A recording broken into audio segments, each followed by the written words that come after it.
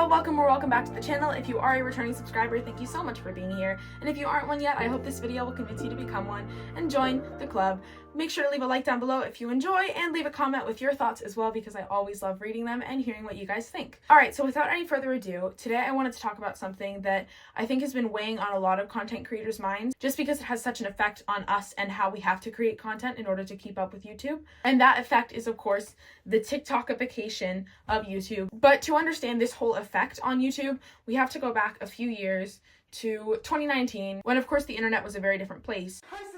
Fortnite. Able to storm Area 51. YouTube was sort of much bigger in the mainstream than it is even now, and TikTok was really starting to boom.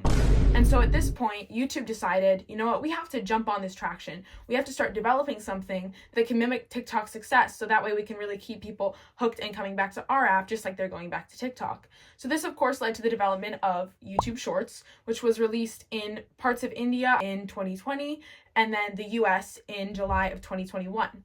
Now, when it actually did come out, it sort of received this lukewarm entry. Nobody really cared about it, and it sort of felt like YouTube was shoving it in our faces. Like, if you open the YouTube app, sometimes it just directly pulls you into Shorts, when that's not most people's intention going on YouTube, or at least it didn't used to be.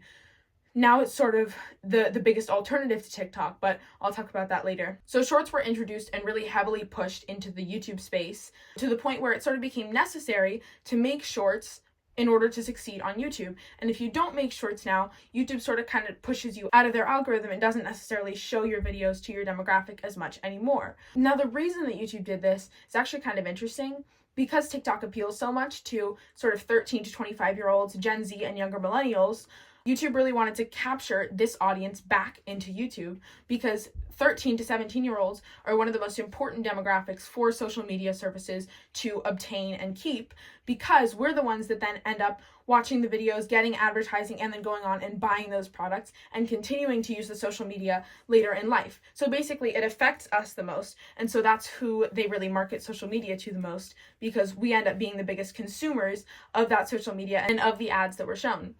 Now, why is this a problem, right? Because sure, they added this onto the platform, but it surely can't really affect that much of how people engage with YouTube, can it? Well, it can, and it definitely has, which kind of sucks, because I mean, I know that I've had many memories with YouTube, and I know many people have, of sort of hopping on at a young age and sort of, you know, going from nursery rhymes to then gaming content, and as we evolve, our YouTube feeds evolve with us. I know for me, I had a really big Dan TDM phase and then a Sniper Wolf phase, and I mean, as I've evolved, my YouTube feed has too, which has been really interesting to kind of see that throughout the years. But now it sort of feels like I'm hopping into the app, and sometimes I watch long form content, but I also feel sort of like a hostage to my Shorts feed, which has been the effect of TikTok. And it's obviously not exactly a positive effect on viewers. I'm sure anyone who has sort of been sucked into short form content before can understand that feeling and can agree with me on that. But not only that, it also ruins the balance of content creation. It used to be that you would go to Instagram to post photos, Twitter to rant, TikTok for short form content, and then YouTube for longer content, video essays, that sort of thing. Now you have Instagram Reels, Snapchat Reels, TikTok, and YouTube Shorts that are all trying to do the same thing, even though they're different platforms. I think even Facebook like redirects you to Instagram Reels now. Pretty much every social media platform has been taking advantage of the infinite scroll short form content system. And at this point, YouTube has kind of fully invested in it. If you look at how many views YouTube Shorts has, I think it's up to like 5 trillion views in total. An insane number. Just kind of goes to show how addictive this content can be, and how fascinating it is that that's really where our social media is trending towards. Now, with YouTube especially, this has been a very different sort of situation, because it's changed the climate of content creation so much on YouTube. Now, creators that used to be perfectly happy posting just long form content have to post Shorts to stay relevant on the platform. So people that were already working really hard to produce high quality content now have to make twice the content. Otherwise, the Shorts algorithm just sort of starts to ignore you. And I know that for me, in my creator journey so far, I've really noticed that Shorts are very necessary to content creation. And as much as I just want to do long form videos, I have to still create Shorts, because otherwise I don't get subscribers, I don't get views, I don't get comments. I know that's sort of an experience that everybody has had, and I think it's time that YouTube recognizes who their audience is, which is, you know, people that like long form content, maybe some short form content, but the degree to which they've pushed shorts into the mainstream really feels like they're sort of abandoning long form content creators. And I know that long form content was really important to me and what I've learned throughout the years. And so I know that this kind of sucks, even though it's the obvious business move for YouTube to make, because it's the content that makes them more money and that has more people involved and even sort of addicted in a way to these services.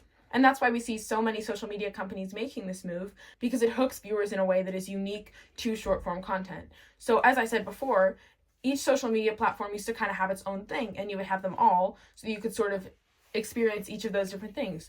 Twitter was for writing, Instagram was for photos, TikTok was for short form content, and YouTube was for long form content. And sort of in that way, they were all unique. And now we're seeing them all converge into the same sort of business model of scroll and like and watch an ad and scroll. And it just becomes this system of not really serving the viewer anymore, but instead serving to make them money, which obviously every content platform has always made money from viewers, but it used to be more creator focused and more viewer focused. Now it's just sort of, how can we get as many people watching for as long as possible? So over the years since this was introduced in 2021, it has really become more and more crucial to content creators and content consumers' lives, where I have not met a single person these days who doesn't sometimes at least engage in a little bit of short form content. Which, you know, 5 years ago, you wouldn't necessarily see everybody was on Twitter or everybody was on TikTok. But since now everybody in some way accesses short form content, no matter the age, because Facebook has it, no matter the type of engagement, no matter the type of viewer, because now you have YouTube, TikTok, and Snapchat that are for sort of different age groups, all sort of having the same business model. And on top of that, not only do creators now have to keep up with two separate YouTube algorithms, both algorithms are changing more and more as AI becomes prevalent, and just in general with algorithms for infinite scroll business models, they tend to be very shaky and need to be adapted very often. And so as a content creator, you're kind of left with, where am I? Why am I not getting views anymore? And I think that's just the perfect example. And obviously, I don't see this going away anytime soon. I mean, it's been so successful. TikTok has billions of users, and YouTube is gaining more users from doing this, from implementing this. Pretty much every company is in some way becoming more successful because of short form content. And so, yeah, it's not going away. But I would really encourage, if any CEO happens to see this video, that you sort of take into consideration how much more business oriented this makes social media, and then also how much less enjoyable it is, right? Because when you're watching long form videos, you take something out of it. You take information, you take enjoyment out of that video. With short form content, I haven't laughed at a TikTok or YouTube short or reel in probably months. Like, once you get into that cycle of just watching and watching and watching because you have to and because it's just the only thing that can keep you occupied, it becomes less and less enjoyable, which just doesn't happen in the same way with long form content, because it always has something different to give you. Short form content just sort of becomes the same thing over and over again. So as a consumer, if you're watching this video as a viewer or a content creator, I would implore you, I would ask you to try and show YouTube as much as possible that you still want long form content. Show Snapchat as much as possible that you're not interested in Reels. If you agree with me here, I mean, I think that the best thing to do is to sort of stop engaging with shorts, which I want to start trying to do too. My life was very different before I started watching short form content. And so what I would ask you to do is, from the viewer side, really try to figure out if you're enjoying shorts.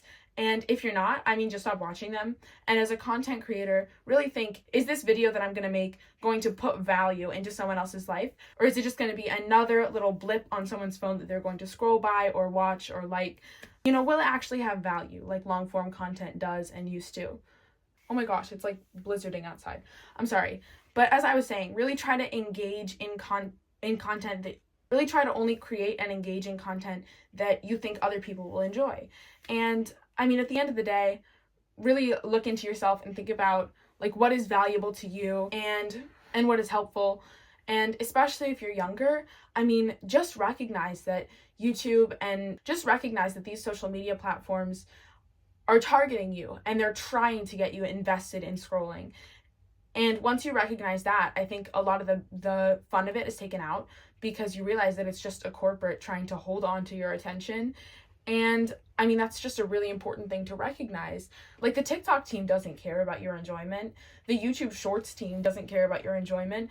They definitely don't care. Don't invest your time into something that you don't necessarily think is enjoyable. And I mean, at the end of the day, it's your decision, but I mean, I hope this maybe changed your opinion. I hope that you can consider this video sort of a wake-up call if you're sort of losing interest in TikTok but can't really stop using it, or at least you heard my opinion and took something out of it like I used to when I was little from YouTube, or even like I do now. And if you enjoyed this video, make sure again to drop a like down below and subscribe if you enjoyed. Also, again, to my returning subscribers, thank you so much for being here. I really appreciate it, and I will see you next Saturday. Bye, guys.